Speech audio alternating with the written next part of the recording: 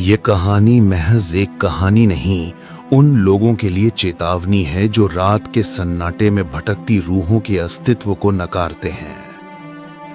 हरिया का गांव चंद्रपुर एक ऐसा गांव जो अभी भी मुश्किल से किसी नक्शे पर दिखाई देता है।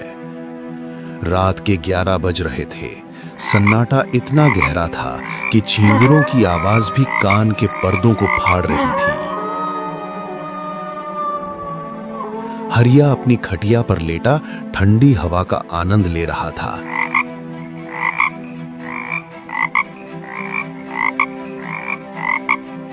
तभी उसके पुराने फोन की कर्कश रिंगटोन बजी।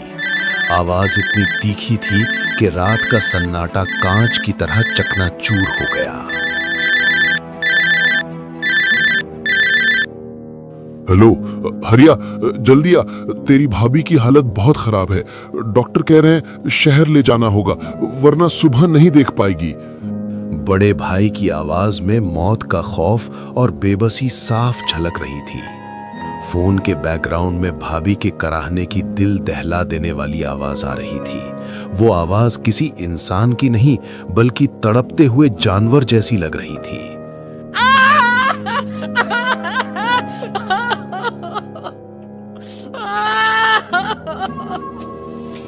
हरिया का दिल डूब गया। शहर वहां से 60 किलोमीटर दूर था और सबसे करीबी बस स्टैंड कालका मोड़ वहां से 20 किलोमीटर दूर। इस वक्त न कोई तांगा मिलेगा न कोई ट्रैक्टर। उसने अपनी लाठी उठाई, एक पुरानी टॉर्च पकड़ी और निकल पड़ा उस कच्ची सड़क पर जिसे गांव के बुजुर्ग शव मार्ग कहते थे। सड़क के दोनों ओर घने बबूल और पुराने बरगद के पेड़ थे। बरगद की लटकती जड़ें रात के अंधेरे में फांसी के फंदों की तरह हवा में झूल रही थीं। हरिया के कानों में अपनी ही सांसों की आवाज किसी भारी ड्रम की तरह गूंज रही थी। करीब 8 किलोमीटर चलने के बाद हरिया के पैरों में दर्द होने लगा था। पसीना उसकी पीठ से रिस रहा था, लेकिन हवा में एक ऐसी ठंडक थी जो हड्डियों तक पहुंच रही थी। अचानक उसे महसूस हुआ कि सड़क के दाईं ओर वाले खेतों में कोई चल रहा है। उसने टॉर्च की रोशनी घुमाई। वहां कुछ नहीं था, बस सूखे डंठल थे। लेकिन जैसे ही उसने टॉर्च बंद की, उसे एक साफ पदचाप सुनाई दी।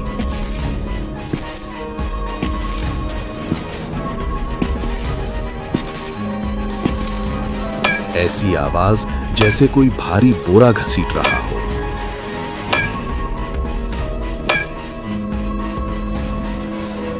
कौन है?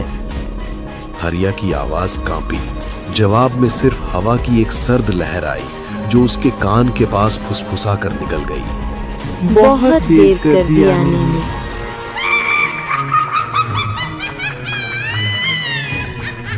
हरिया का शरीर सुन्न पड़ गया। वो भागने लगा।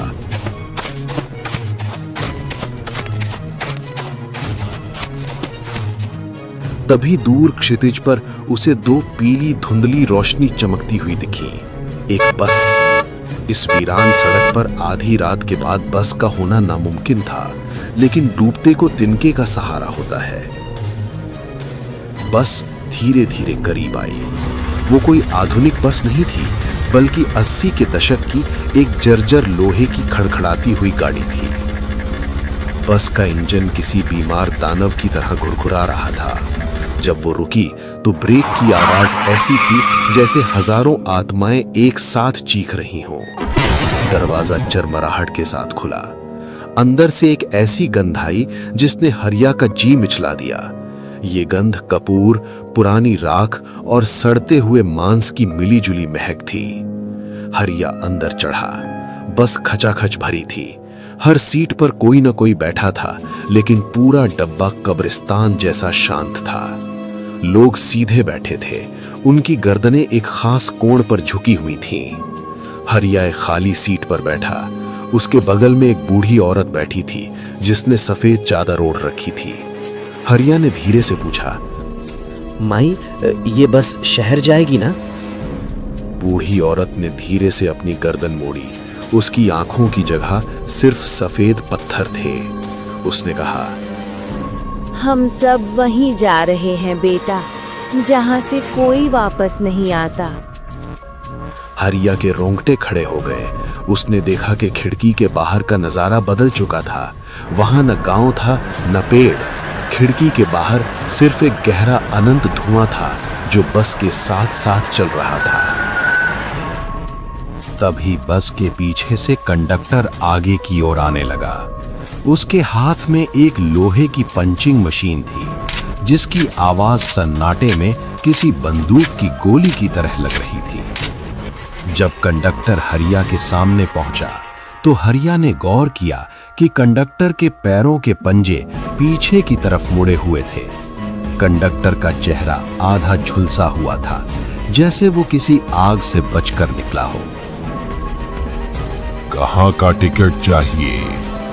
कंडक्टर ने पूछा।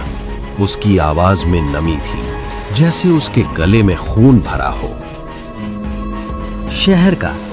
हरिया ने कांपते हुए 10 रुपए का सिक्का कंडक्टर को दे दिया। कंडक्टर ने उसे एक भूरा गल चुका कागज का टुकड़ा दिया। हरिया ने टॉर्च जलाकर देखा। उस पर लिखा था दिनांक 13 जनवरी 1986। हरिया का दिमाग फटने लगा। हरिया बोला, ये तो साल 2026 है। ये टिकट तो बहुत पुराना है। पूरी बस के मुसाफिर अचानक एक साथ हरिया की तरफ मुड़ गए। उनके चेहरे अब बदलने लगे थे। किसी की खाल पिघलकर नीचे गिर रही थी तो किसी के चेहरे से मांस के टुकड़े फर्श पर टपक रहे थे। कंडक्टर के चेहरे पर एक डरावनी मुस्कान आई। यहाँ समय रुक गया है मुसाफिर। जो यहाँ चढ़ता है वो इसी तारीख का होकर रह जाता है। बस की रफ्तार अचानक बढ़ गई। वो जमीन पर नहीं बल्कि हवा में तैर रही थी। बस के अंदर की नीली लाइटें अब खून जैसी लाल हो गई थीं। छत से काला गाढ़ा धुआं अंदर आने लगा। हरिया के बगल में बैठी बूढ़ी औरत ने अपना हाथ हरिया की जांघ पर रखा। उसका हाथ लोहे की तरह ठंडा और भारी था। मेरे बच्चे का सिर ढूंढ दोगे? वो उस रात झाड़ियों में गिर गया था। उसने अपनी चादर हटाई। उसकी गोद में एक छोटा बच्चा था और उसकी गर्दन कटी हुई थी। हरिया पागलों की तरह चिल्लाने लगा। उसने बस का गेट खोलने की कोशिश की, लेकिन वहां गेट की जगह लोहे की दीवार बन चुकी थी। तभी बस के फर्श से एक जोड़ी हाथ निकले और हरिया के पैरों को जकड़ने लगे। चीखो मत हरिया, कंडक्टर चिल्लाया। तुम्हारी भाभी भी इसी बस की अगली सीट पर बैठी है। हरिया ने सामने देखा। अगली सीट पर एक औरत बैठी थी जिसकी पीठ उसकी तरफ थी। उसने वही साड़ी पहनी थी जो उसकी भाभी की पसंदीदा थी। जब उस औरत ने सिर घुमाया तो हरिया की दुनिया उजड़ गई। वो उसकी भाभी थी, लेकिन उसकी आंखें जलते हुए अंगारों जैसी थीं।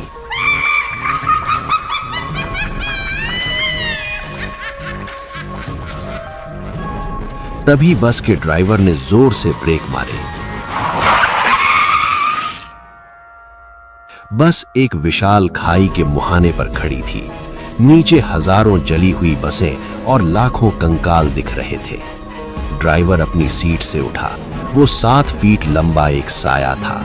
उसने कहा, हर मुसाफिर को अपना एक अंग यहाँ दान करना पड़ता है, तभी सफर आगे बढ़ता है।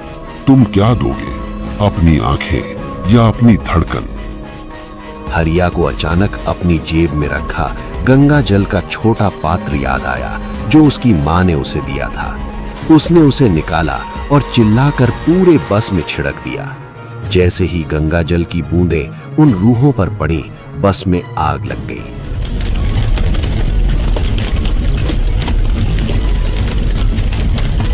वे सब रूहें किसी सूखी लकड़ी की तरह जलने लगी। उनकी चीखों से आसमान दहल गया। हरिया ने अपनी पूरी ताकत लगाई और बस की खिड़की को अपनी लाठी से तोड़ा और वो बाहर कूद गया। जब हरिया की आंख खुली तो वो उसी कच्ची सड़क पर पड़ा था। सूरज की पहली किरणें निकल रही थीं। उसका पूरा शरीर छिला हुआ था और उसके हाथ में वही 1986 का पुराना टिकट दबा हुआ था। वो लड़खड़ाते हुए गांव पहुंचा। उसके भाई के घर के बाहर भीड़ लगी थी। हरिया अंदर भागा।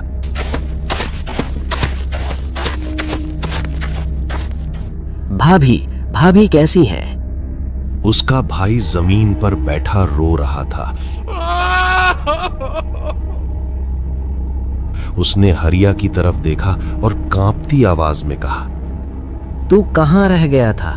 रात को 12 बजे जैसे ही तू घर से निकला, ठीक उसी वक्त भाभी ने दम तोड़ दिया। लेकिन मरते वक्त उसने सिर्फ एक बात कही कि हरिया उसी बस में चढ़ गया है जहां से कोई वापस नहीं आता। हरिया ने अपनी जेब में हाथ डाला। वहां अब टिकट नहीं था, बल्कि किसी इंसान की एक जली हुई उंगली थी। उसे दूर से सड़क पर एक बस के हॉर्न की आवाज सुनाई दी। वो समझ गया सफर अभी खत्म नहीं हुआ है। वो बस आज रात फिर आएगी।